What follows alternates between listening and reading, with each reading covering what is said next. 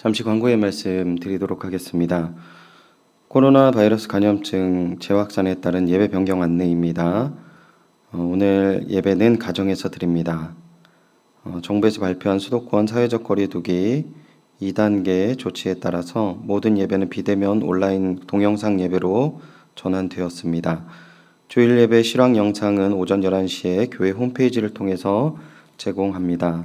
주일학교도 부서별로 제공되는 영상을 통해 가정에서 예배를 드립니다. 수요 예배 안내입니다. 녹화 영상을 통한 동영상 예배로 드립니다.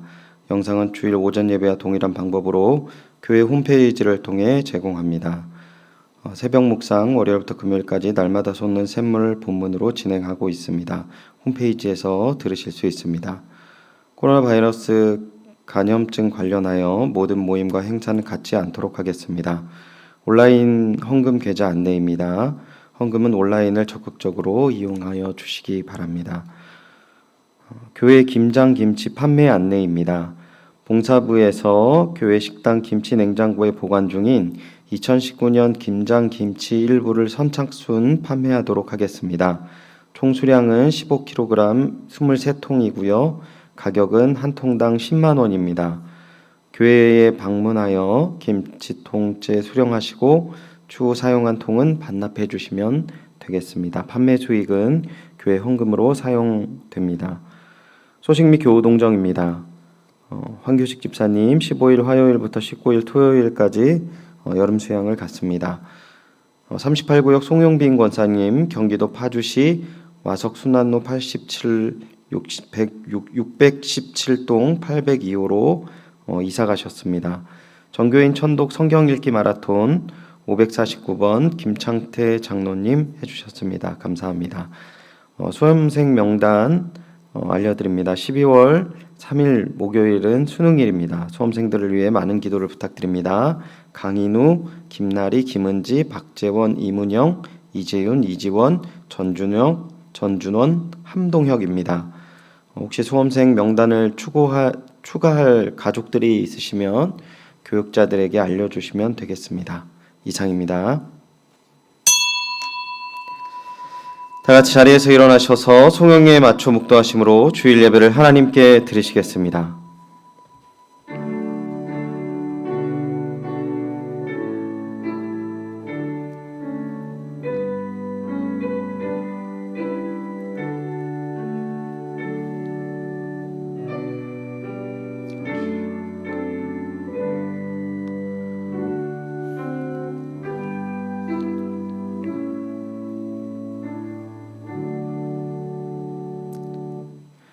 우리의 목자 되셔서 우리를 부족함 없이 채우시는 하나님의 은혜와 사랑 감사드립니다. 주님, 오늘 우리에게 허락하신 귀한 예배를 통하여서 우리의 영혼을 소생시켜 주옵시고 주님께서 인도하시는 의의 길로 이끌어 주시옵소서. 두려워 한 걸음 더 거룩한 길로 나아가지 못하는 마음이 있다면 주님이 함께 하심을 깨닫고 주님을 의지하여 주님께 영광 돌리는 주님의 자녀 되기를 소원하오니 은혜를 내려 주시옵소서. 감사드리며 이 모든 말씀 예수님의 이름으로 기원하옵나이다. 아멘. 사도신경으로 신앙 고백하겠습니다. 전능하사 천지를 만드신 하나님 아버지를 내가 믿사오며 그 외아들 우리 주 예수 그리스도를 믿사오니 이는 성령으로 잉태하사 동정녀 마리아에게 나시고 본디오 빌라도에게 고난을 받으사 십자가에 못 박혀 죽으시고 장사한 지 사흘 만에 죽은 자 가운데서 다시 살아나시며 하늘에 오르사 전능하신 하나님 우편에 앉아 계시다가 저리로서 산자와 죽은 자를 심판하러 오시리라. 성령을 믿사오며 거룩한 공회와 성도가 서로 교통하는 것과 죄를 사하여 주시는 것과 몸이 다시 사는 것과 영원히 사는 것을 믿사옵나이다. 아멘. 자리에 앉아주시기 바랍니다. 찬송가 357장 주 믿는 사람 일어나 다 함께 찬양 드리시겠습니다.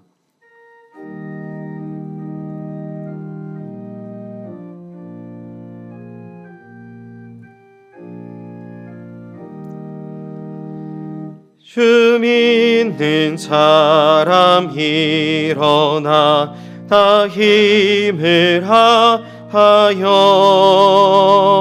이 세상 모든 마귀를 다 쳐서면하세. 저 앞에 오는 적군을 다 싸워 이겨라. 주 예수 믿는 힘으로 온 세상이 이기네. 믿음이 이기네. 믿음이 이기네. 주 예수를 믿음이 온 세상이 이기네. 온 인류 마귀 괴율로 큰 죄에 빠지니 진리로 띠를 띠고서 늘 기도 드리세.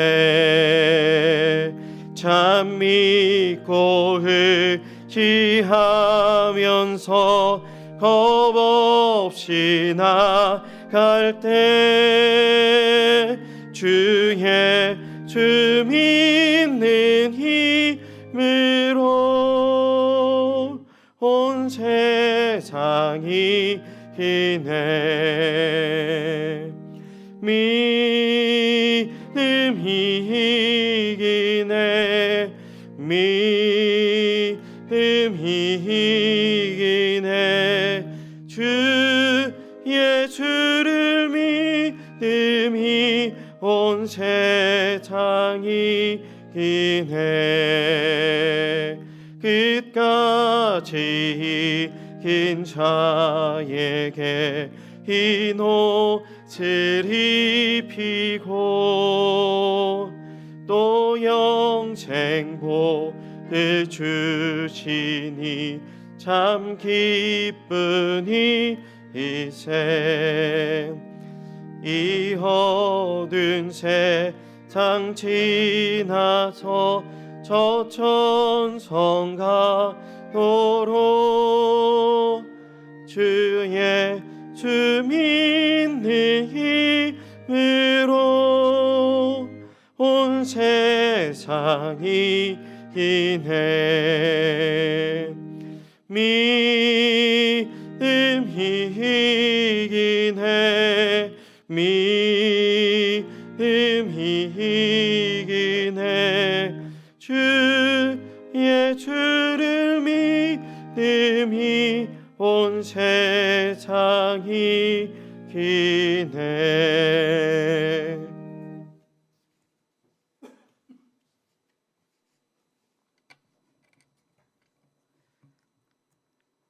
예수님의 부활을 기념하는 주의 날,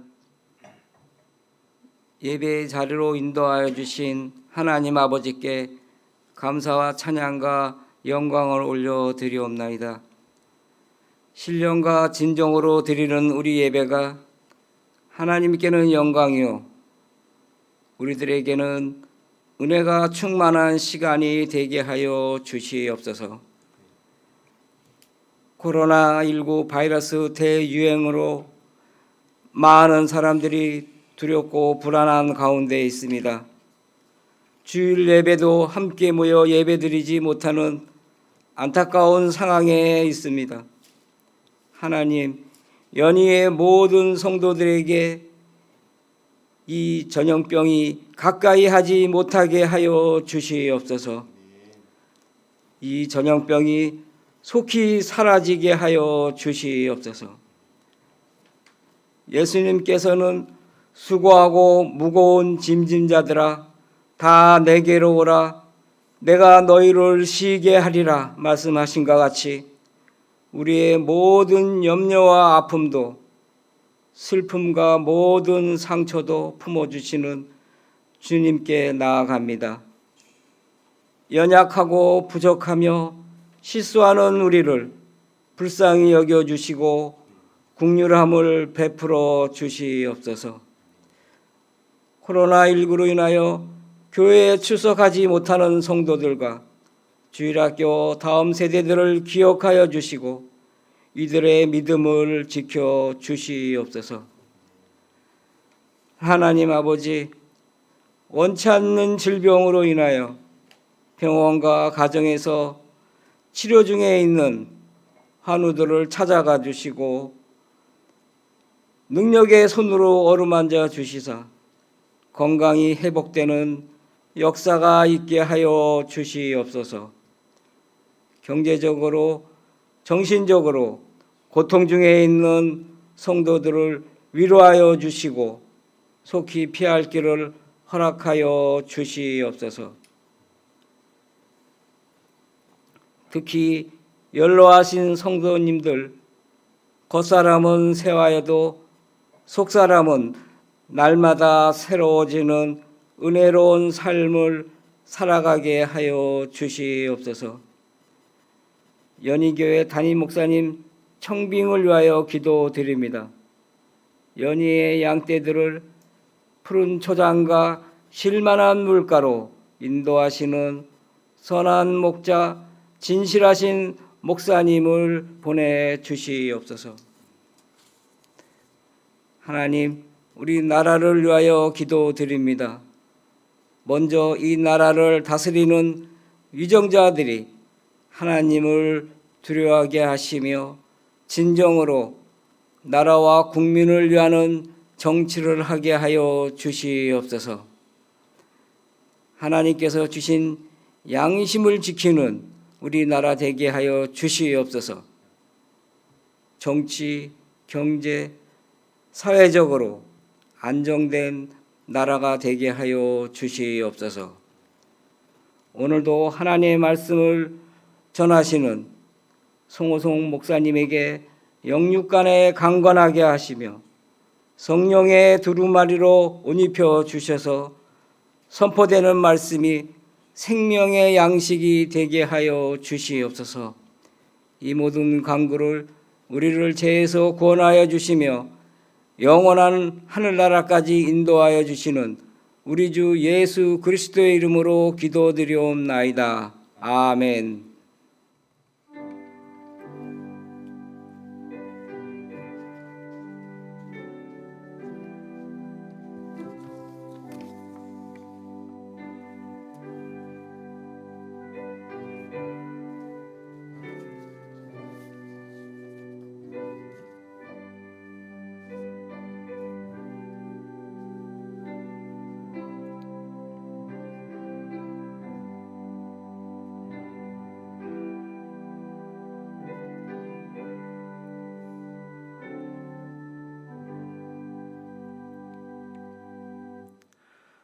오늘 우리에게 주시는 은혜의 말씀입니다. 다 함께 겸허한 마음으로 하나님의 말씀을 받겠습니다. 하나님의 말씀은 고린도전서 10장 12절부터 13절까지 말씀입니다. 신약성경 274면에 있습니다. 고린도전서 10장 12절부터 13절까지 말씀 제가 봉독하도록 하겠습니다. 그런즉 선줄로 생각하는 자는 넘어질까 조심하라. 사람이 감당할 시험 밖에는 너희가 당한 것이 없나니 오직 하나님은 미쁘사 너희가 감당하지 못할 시험 당함을 허락하지 아니하시고 시험 당할 즈음에 또한 피할 길을 내사 너희로 능히 감당하게 하시느니라. 아멘. 드리신 헌금을 위해서 이 시간 기도하겠습니다. 주님, 오늘도 하나님의 진리 등대의 말씀의 등불이 비추일 때 말씀의 빛을 따라가게 하시니 그 은혜와 사랑 감사드립니다. 비록 각자의 처소에서 예배를 드리지만 저희들의 마음을 하나로 모으시고 또한 주님을 바라보게 하신 은혜와 사랑 감사드립니다. 이 시간 저희에게 주신 은혜에 감사하는 마음과 준비하는 예물을 주님께 드리오니 주님 받아주시옵고 또한 주님 앞에 나아가는 저희들의 발걸음에 은혜와 사랑을 더하여 주시옵소서. 모든 환경이 어렵고 힘들지만 주실 귀한 은혜와 회복의 풍성함을 기대하게 하시니 더욱더 감사드립니다. 특별히 교회와 성도님들을 보호하여 주옵시고 주님 안에서 거듭나는 연희교회 되게 하여 주시옵소서. 허락하실 귀한 은혜와 사랑에 감사드리며 이 모든 말씀 주 예수 그리스도의 이름으로 기도드리옵나이다. 아멘. 감당해야 할 시험이라는 제목으로 하나님의 말씀 전하겠습니다. 감당해야 할 시험이라는 제목으로 하나님의 말씀 전하겠습니다. 2003년 1월에 제가 인도 캘커타로 단기 선교를 간 적이 있습니다. 당시 다녔던 교회 작년 성도님들이 100명 안팎되었는데 목사님께서 인도 선교의 비전을 가지시고 함께 인도 선교를 선포하셔서 성도님들이 반 이상 참석했었던 단기 선교였습니다. 또 문화사역을 감당할 찬양 인도자와 태권도 팀, 문화사역 팀 등 해서 함께 간 인원이 한 200명 가까이 되었던 것 같습니다. 수개월 동안 선교를 준비하고 저희들이 캘커타에서 실내 체육관을 빌려가지고 복음 성회를 집회한 적이 있었습니다. 여러 가지 사역이 있었는데 조금 전에 말씀드린 것처럼 캘커타의 네타지 실내 체육관이라는 아주 큰 실내 체육관을 빌려서 복음 성회를 열었습니다. 첫날 성회를 준비하는데 많은 사람들이 분주하게 왔다 갔다 하고 또 이렇게 준비하는 가운데 있었는데 제가 이제 무대 위에서 여러 가지를 살피고 있었을 때 무대 뒤쪽에서 좀 우당탕탕 하는 소리가 들렸습니다. 그래서 좀 너무 점점 소리가 커지길래 제가 그 무대 뒤편을 가봤었는데 당시 이제 가족들이랑 함께 온 우리 성도님들이 계셨는데 그 자녀들이 한 초등학교 그리고 중학교 1학년 정도 되는 아이들이 한 4-5명이 당시 이제 이게 인도라는 특수한 지역이니까 한 제 키 반 정도 되는 1m가 좀 안 되는 그냥 인형처럼 만든 그 당시에 지금도 섬기는 뭐 우상들을 이렇게 했던 그 나무로 만든 상들이 있었습니다. 근데 그거를 이 어린 아이들이 신앙의 용기를 갖고 발로 차고 뭐 이렇게 이게 막 우상을 때려 부수고 있는 모습을 제가 봤었습니다. 그래서 제가 그 학생들을 보고 뭐하니? 라고 얘기하니까 그 학생들의 눈빛이 저를 향했고 저도 이제 그 학생들의 상황을 보게 된 거죠. 아이들은 처음에는 당황하지만 이제 득이양양한 표정으로 저를 쳐다보기 시작했습니다. 칭찬을 바라는 표정으로 저를 본 거죠. 선생님, 우상 숭배는 나쁜 거잖아요. 그러니까 우상은 부셔야 하는 거잖아요. 저희들이 이런 일을 하고 있습니다. 그리고 저를 쳐다본 거죠. 여러분 만약에 그런 상황이라면 뭐라고 대답하시겠습니까? 아이들에게 우상 숭배가 뭐고 지금 너희들이 하는 행동은 어떤 행동이고 짧게 어떻게 뭐라고 설명하기가 좀 굉장히 그때 좀 애매했던 것 같습니다. 그래서 제가 그냥 친구네 집에서 가서 너희들이 만약에 그 친구네 아빠가 불교인데 거기에 불상이 있다면 너희들 지금 하는 행동 할 수 있겠냐? 우리가 지금 중요한 거는 집회를 준비하는 거다. 아이들이 뭔가 다 확실한 답은 얻지 못했지만 제 눈치를 슬금슬금 살피면서 이렇게 하나둘씩 흩어졌습니다.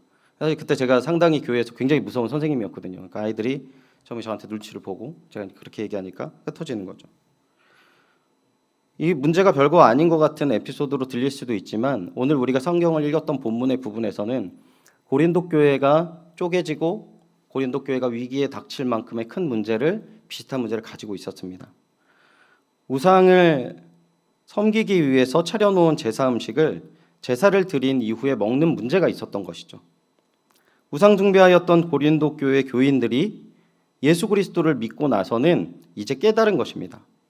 우상은 아무것도 아니거구나. 오직 하나님 한 분만 계시구나. 그러니까 우상 숭배 자체가 아무 무의미한 거라는 것을 알았고 저 우상이 돌로 만들어졌던 나무로 만들어졌던 상관이 없다는 것입니다. 그런 논리로 생각을 해보니까 이제 우상한테 제사를 드리고 나왔던 그 음식들이 자기들한테 그렇게 꺼리낌이 없어졌어요. 그래서 그 제사 음식을 먹기 시작했던 겁니다. 당시 황제를 위한 제사, 이방신전에 우상에게 제사를 드린 이후에 사용된 음식들, 특별히 고기는 제사를 드린 이후에 모두 다 소비가 되지 않기 때문에 시장에 팔았고 대부분 시장에서 팔았던 고기는 그 우상 숭배를 드리고 나서 판 고기였습니다. 그러니까 고린도 교회 성도들이 우상 제물과 관련해서 먹는 모습을 고린도 전서에서 4가지를 언급하고 있는데 첫 번째는 우상 신전에서 제사를 드리고 그 제사 드린 이후에 만찬에 참여해서 그 우상의 그 제물을 먹는 경우가 있었습니다. 두 번째는 시장에서 고기를 사 먹는 경우. 세 번째는 불신자가 초대해서 고기를 먹는 경우. 네 번째는 우상 제물이라고 인식한 신자가 있는 자리에서 고기를 먹는 경우. 이 네 가지를 다루고 있습니다. 이러한 모습이 교회 안에 문제가 되었던 것은 그런 모습을 바라보았던 이제 예수 그리스도를 섬긴 지, 예수 그리스도를 받아들인 지 얼마 안 되는 성도들의 입장에서는 저게 우상 숭배와 뭐가 다르지? 라는 생각을 갖게 된 겁니다. 그러니까 예수님을 믿는 것에 대해서 혼돈이 왔고 신앙에 대해서 고민이 되었던 것이죠. 우상 신전 만찬에 참여해서 먹고 마시는 모습, 그리고 우상 제물임을 분명히 아는데 먹는 모습에 대해서 의문을 가졌던 것입니다. 그리고 이 안에서는 심각한 다툼이 있었어요. 심각한 서로의 용납하지 못함이 있었다는 것이죠. 바울은 우상 제물이 아무것도 아닌 것이기에 먹는 것은 문제가 없다라고 8장에서 이야기합니다. 하지만 그러한 지식은 교만하게 된다라고 이야기를 하고 사랑으로 덕을 세워야 한다는 본문이 8장에 나와요. 그리고 11장 1절까지 그 부분에 대해서 계속적으로 설명을 하고 있습니다. 우상 제물을 먹는 문제가 하나님 앞에 죄를 짓고 벌을 받는 문제는 분명히 아니라는 것이죠. 그러나 그러한 행동이 미치는 영향, 즉 주변 사람들에게 어떤 영향을 미치는지 결국 기독교인들, 믿는 사람들은 모든 행동이 자기 중심적이거나 자기 유익을 위한 것이 아니고 항상 하나님을 위하고 이웃을 위해서 자신의 자유를 절제할 줄 알아야 된다라고 이야기합니다. 그래서 사도 바울은 자신이 절제하는 내용을 9장에서 다뤄요. 자기가 사도임에도 불구하고 사도의 권리를 행하지 않고 있다는 것을 이야기합니다.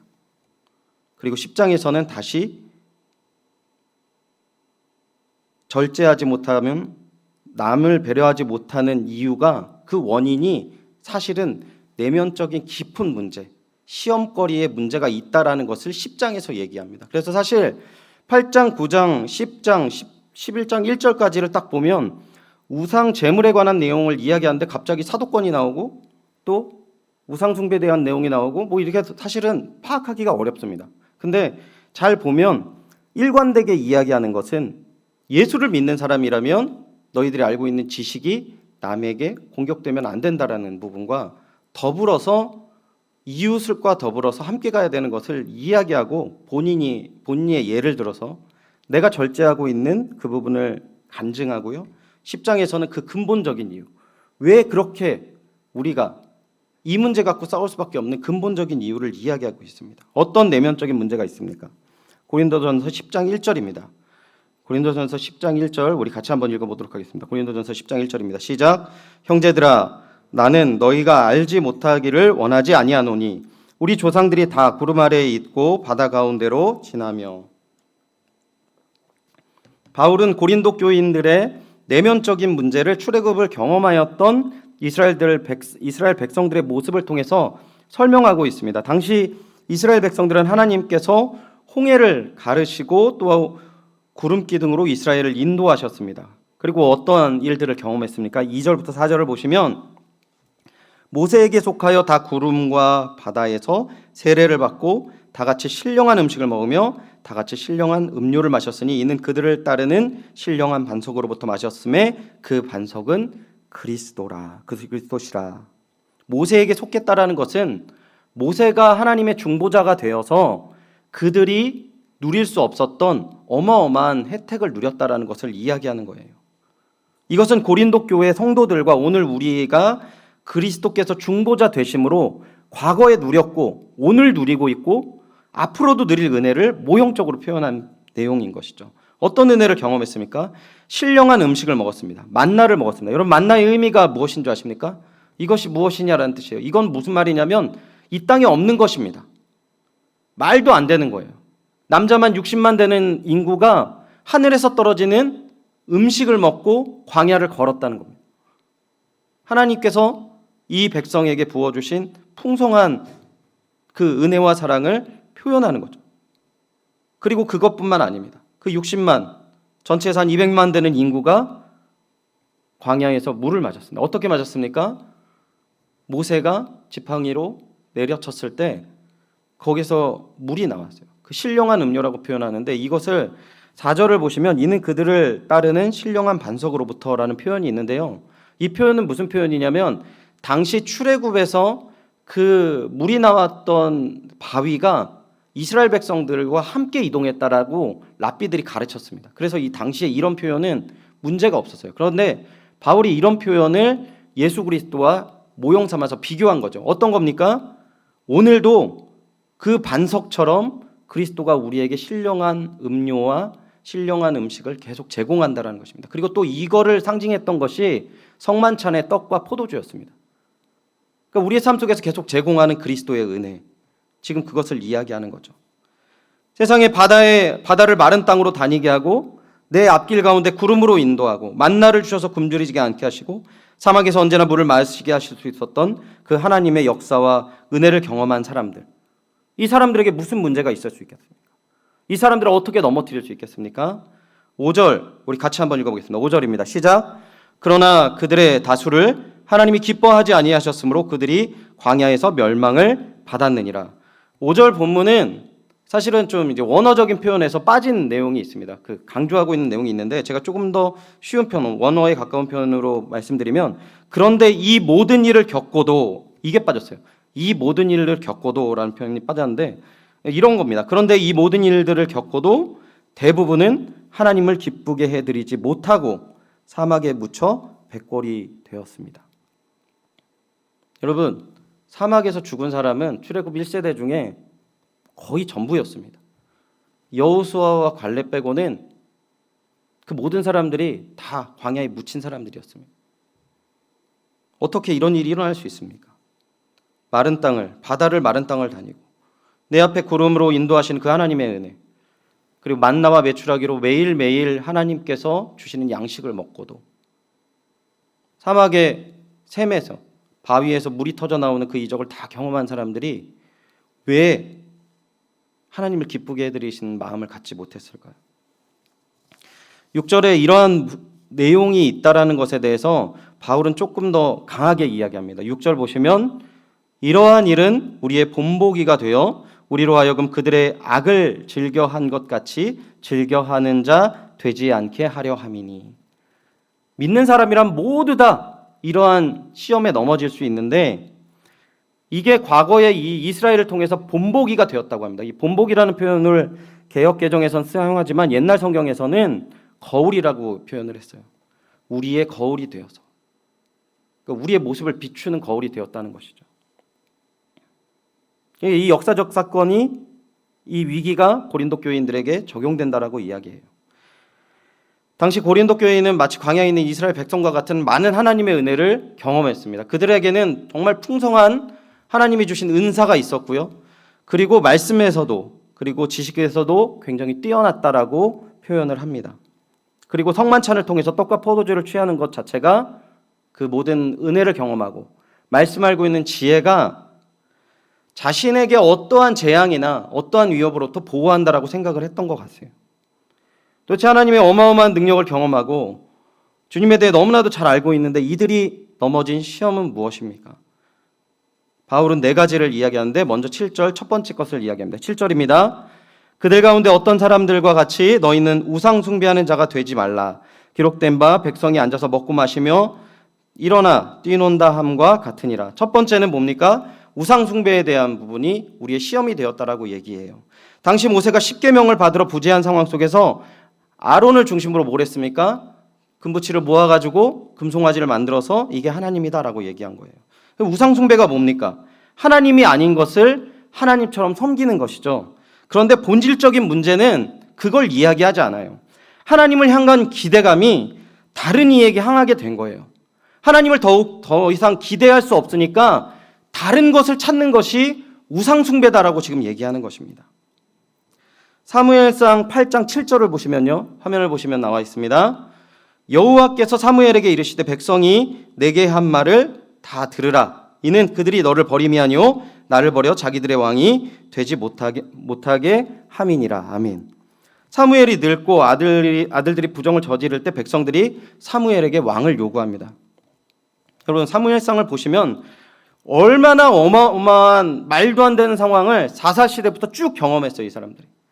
쫄딱 망하고 이제 남한테 계속 이게 치이는 삶을 사니까 자신들 안에서 기대할 것이 없다는 걸 깨달았어요. 그러니까 뭐를 합니까? 하나님의 선지자가 나오자마자 주님 앞에 엎드려요. 주님밖에 없구나. 주님만 의지해야 되는구나. 이렇게 나옵니다. 그리고 그 은혜 가운데 살아요. 사무엘 시대를. 그런데 사무엘이 늙고 사무엘에게 틈이 발견하자마자 뭘 요구합니까? 왕을 요구합니다. 그래서 하나님께서 이렇게 얘기했어요. 그들이 너를 버림이 아니요 나를 버려 자기들의 왕이 되지 못하게 함이니라. 하나님께서 하시는 말씀입니다. 이제 더 이상 조금 살만하니까 하나님 앞에 기대하는 게 없는 거예요.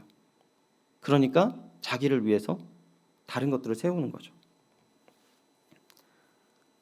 사단은 하나님에 대한 기대를 꺾고 헛된 것을 기대하게 하면서 우리를 유혹하고 넘어뜨립니다. 이때 몇 명이 죽었습니까? 2,000명이 죽었습니다.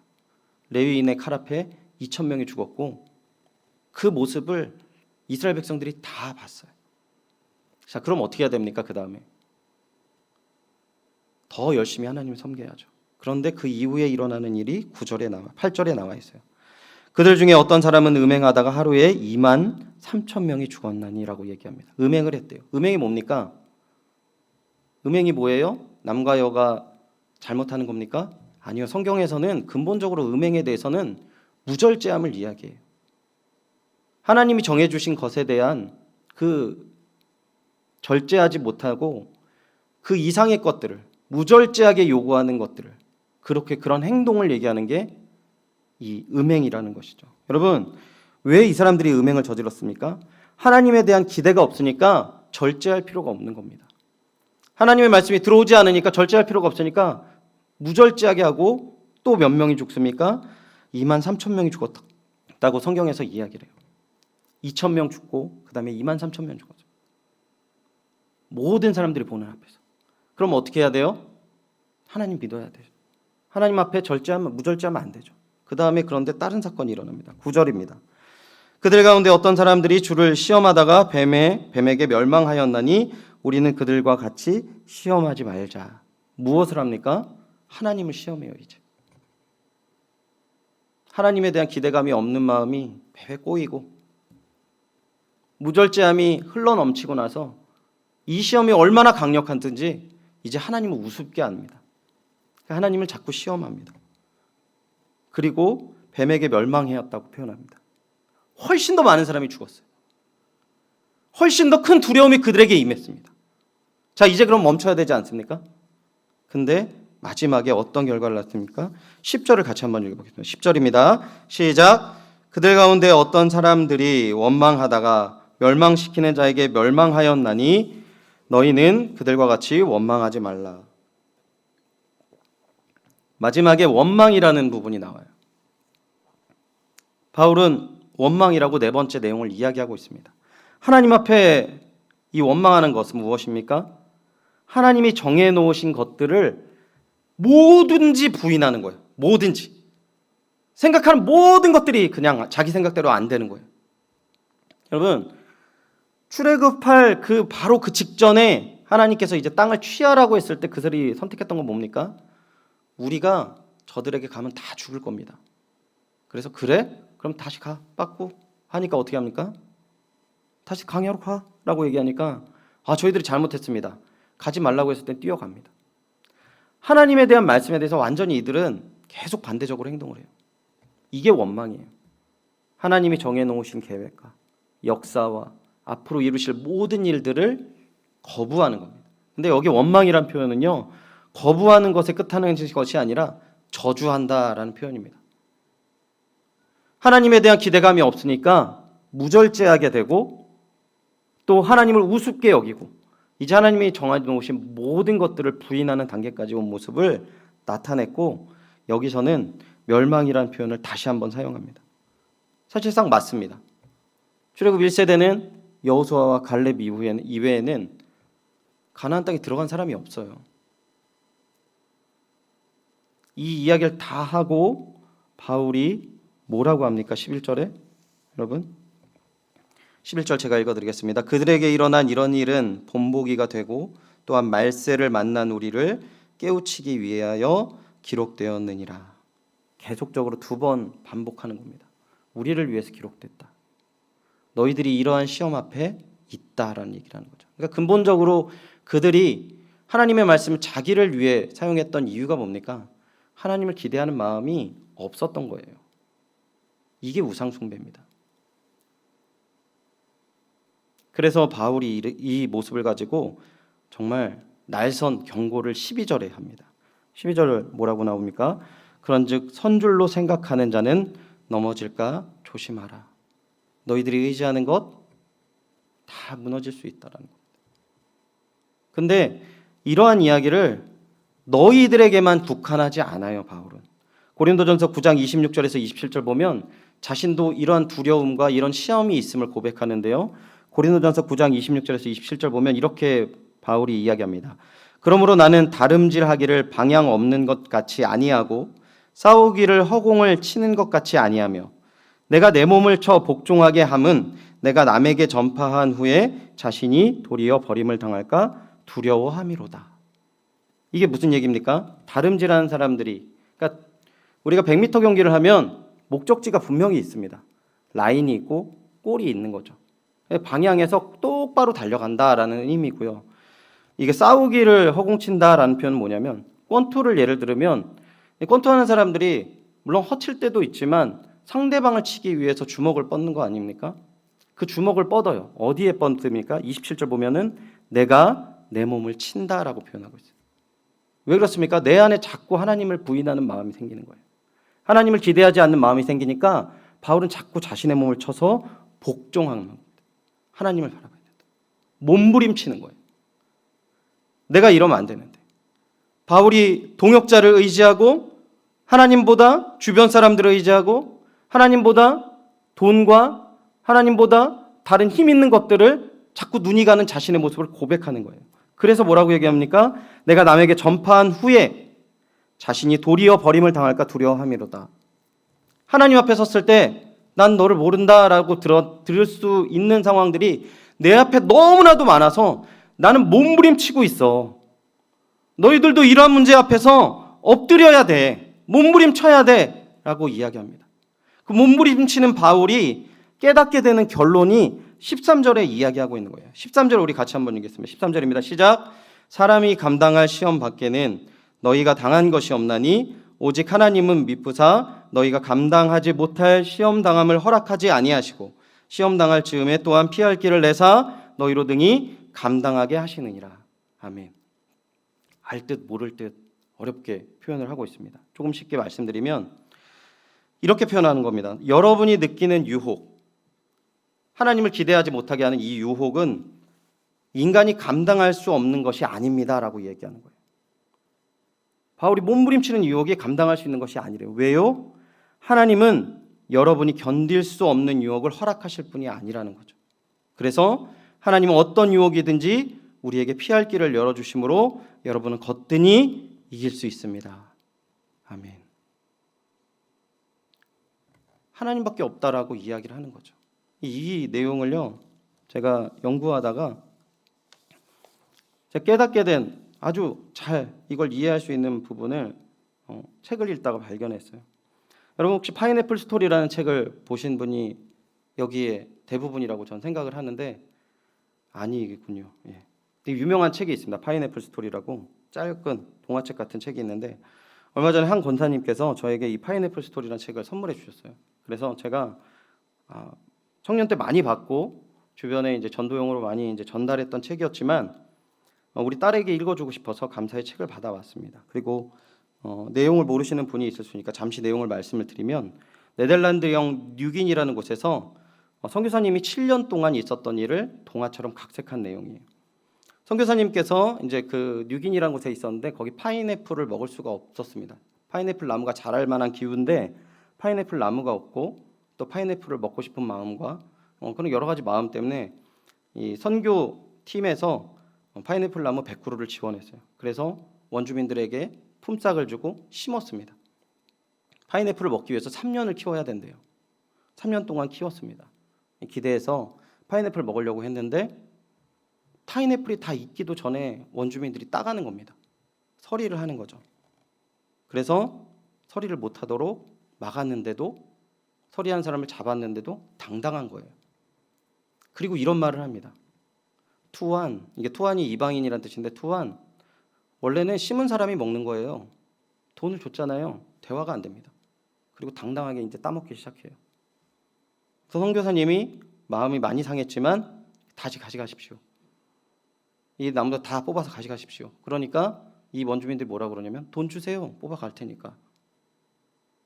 선교사님이 너무 화가 났어요. 그래서 돈을 줘서 다 파인애플 나무를 다 뽑아가게 했습니다.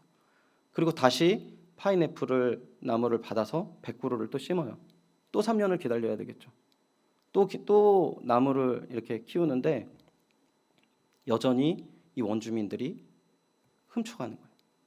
너무 화가 났습니다. 개도 키워서 그들을 쫓아내기도 하고, 자기가 파는 의료약품의 병원의 문을 닫기도 하고, 식료품을 팔지 않기도 하고, 막 이렇게 실갱이를 하고, 뭐 이런 가운데에서 이 선교사님이 결국 포기를 합니다.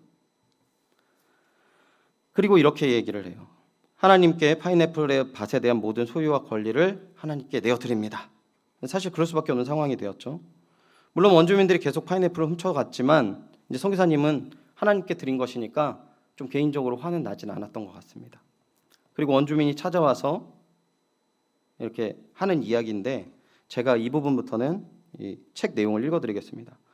그러던 어느 날 원주민들이 내게 와서 말했습니다. 투안, 조금 전에 말씀드렸지만 이방인이라는 호칭인데 선교사를 부르는 호칭입니다. 투안, 드디어 그리스도인이 되었군요. 그렇죠? 이봐요, 나는 그리스도인이 된 지 20년이나 되었다고요. 라고 대꾸하고 싶었지만 꾹 참았습니다. 대신 왜 그런 말을 하죠? 라고 물었습니다. 원주민들이 말했습니다. 우리가 파인애플을 훔쳐도 화를 안 내니까요. 이 말은 정말 계시였습니다. 이제야 나는 그들에게 가르쳐온 대로 살기 시작한 것입니다.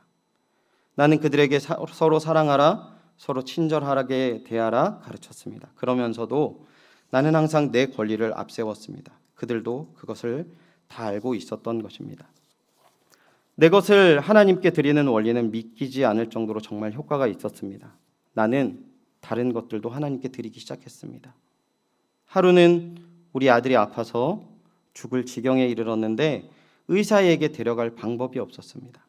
그 순간 아들을 하나님께 드린 적이 없다는 사실을 깨달았습니다. 그래서 기도했습니다. 하나님, 제 아들을 하나님께 드립니다.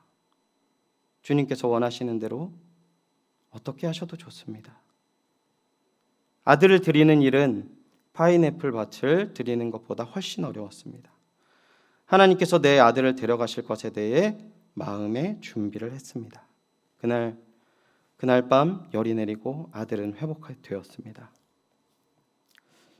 저는 내 아들을 드립니다. 이 부분에서 딸아이한테 읽어주는데 주책맞게 너무 많이 물었어요. 말씀을 준비하는 과정 속에서 내가 하나님보다 내 아이를 더 기대하는구나, 더 의지하는구나. 내가 보낸 하루의 시름이 하나님 앞에서 다 녹아져 내리고 그 기대감으로 채워지는 것이 아니라 아이가 한번 웃어주는 것, 아이가 내 손을 잡아주는 것, 제가 부인할 수 없겠더라고요. 우상 숭배가 단지 우상을 멀리하고 그런 행동이 아니라는 것을 좀 깨달았고, 이 시험이 나한테도 있구나라는 생각이 들었습니다.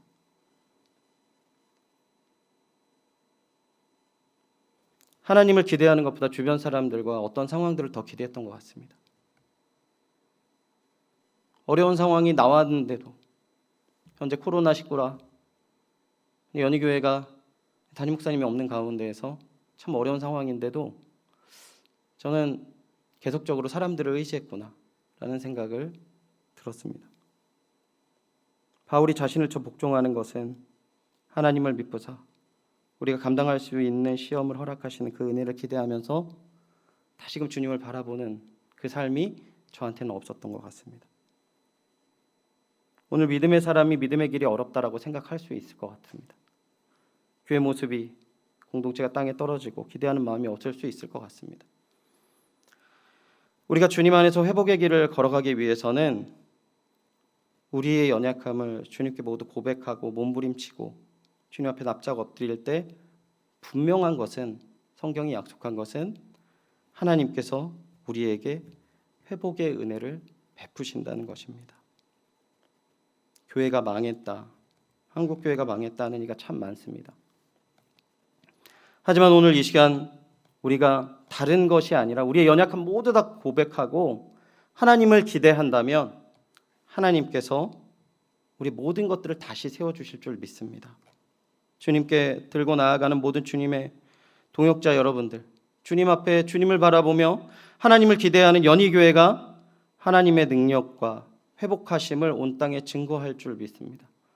우리가 그러한 교회가 되길 소원하고 또한 그러한 하나님의 사람이 되길 소원합니다. 그래서 정말 하나님을 기대하심으로 하나님 안에서 다시금 우리의 마음속에 갈망하는 교회의 모습, 우리가 갈망하는 하나님의 풍성한 은혜와 사랑이 우리 가운데 매일매일 샘솟듯이 솟아나는 귀한 주님의 날 우리에게 허락하실 줄 믿습니다. 우리 이 시간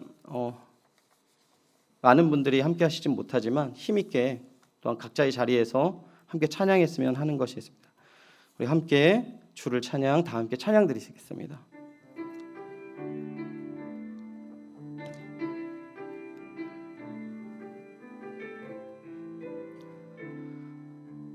주를 찬양, 주를 찬양, 손을 들고 찬양. 전쟁은 나에게 속한 것 아니니 주를 찬양, 손을 들고 찬양. 전쟁은 하나님께 속한 것이. 다시 한번 고백하겠습니다. 주를 찬양, 주를 찬양, 손을 들고 찬양. 전쟁은 나에게 속한 것 아니니 주를 찬양, 손을 들고 찬양. 전쟁은 하나님께 속한 것이니. 세상의 유혹 시험이 내게 몰려올 때에 나의 힘으론 그것을 모두 이길 수 없네.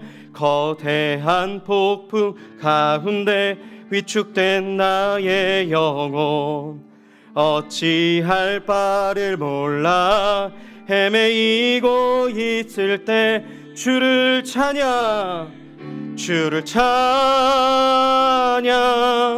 손을 들고 찬양. 전쟁은 나에게 속한 것 아니니 주를 찬양, 손을 들고 찬양. 전쟁은 하나님께 속한 것이니. 주위를 둘러보면 아무도 없는 듯 믿음의 눈을 들면 보이는 분 계시네. 지금도 내 안에서 역사하고 계시는 사망과 어둠의 권세 물리치신 예수님. 주를 찬양, 손을 들고 찬양. 전쟁은 나에게 속한 것 아니니 주를 찬양, 손을 들고 찬양. 전쟁은 하나님께 속한 것이. 내 영혼이 확정되었사오니 내 영혼이 확정되고 확정되어 싸우니 믿음에 눈 들어 주를 바라봅니다. 내 영혼이 확정되고 확정되어 싸우니 믿음에 눈 들어 주를 바라봅니다. 주를 찬양할 때 주의 나라 이미 임했네. 주의 영원한 나라 주 보게 하소서.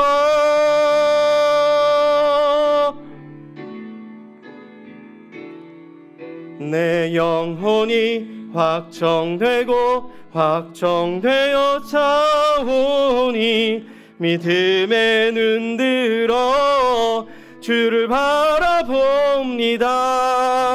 내 영혼이 확정되고 확정되어 싸우니 믿음에 눈 들어 주를 바라봅니다. 믿음에 눈 들어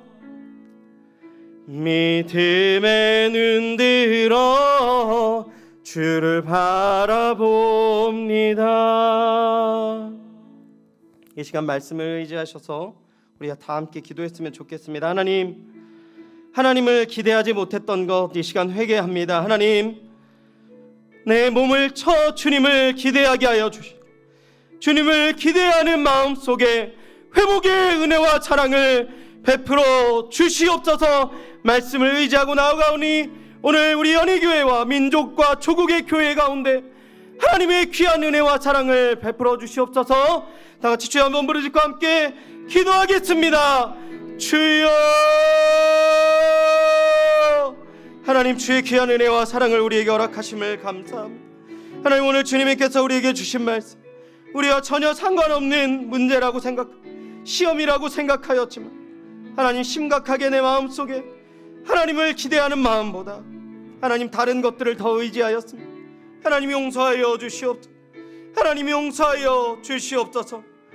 오직 주님 앞에 내 모든 것들을 포기, 하나님을 더욱더 기대하며 하나님 앞에 모든 것들을 내어놓는 저희들 되게 하여 주시옵소서. 주님, 오늘날 이 땅 가운데 우리의 모든 연약함이 드러난 것 같습니다. 교회의 모든 연약함이 드러난 것 같습니다.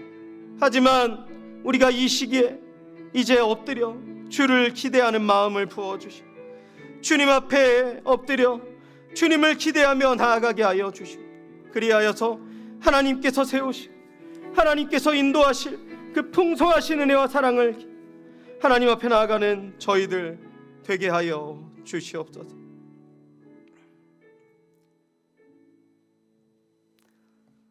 하나님, 그동안 하나님 앞에 참 믿음의 길을 열심히 잘 가였다. 믿음의 길 흔들림 없이 어려움에도 불구하고 주님이 저에게 맡겨주신 일들을 잘 감당하였다 생각하였습니다. 하지만 오늘 말씀 앞에 하나님보다 사람을 더 의지하고 주님을 기대하지 못하는 마음이 내게 있음을 주님 깨닫게 되었습니다. 그러기에 저의 삶이 늘 절제가 없고 불평과 분명, 하나님을 우습게 하는 저의 모습이 있었음을 고백합니다. 주님, 용서하여 주시옵소서. 주님, 이 시간 저희에게 은혜와 사랑을 베풀어 주시사 성령께서 인도하여 주시사 주님을 기대하는 마음, 주님을 사랑하는 마음, 주님 앞에 더욱더 나아가는 마음, 몸을 쳐 복종하게 하여 주옵시고 그 기대하는 마음 속에 하나님께서 세우시고 하나님께서 다시금 풍성히 임하실 그 은혜와 사랑을 기대하며 나아가며 그 은혜를 누리게 하여 주시옵소서. 이 땅 가운데 우리가 주님의 세우심을, 주님의 살아계심을 우리의 회복으로 말미암아 증거케 하여 주시옵소서. 이제는 우리를 위해 자신의 몸을 찢으사 구원의 눈을 여신 주 예수 그리스도의 은혜와 아버지의 사랑과 성령님의 교통하심이 이 시간 우리의 모든 연약함을 주님께 고백드리며 주님 안에서 회복해 되어 이 땅 가운데 주님의 뜻과 사랑의 회복이 오직 주님을 기대하는 마음 속에서 나왔다라는 것을 증거하는 그러한 증거자 되기를 소원하는 모든 심령들 머리 위에 이제로부터 영원토록 함께 있을지어다. 아멘.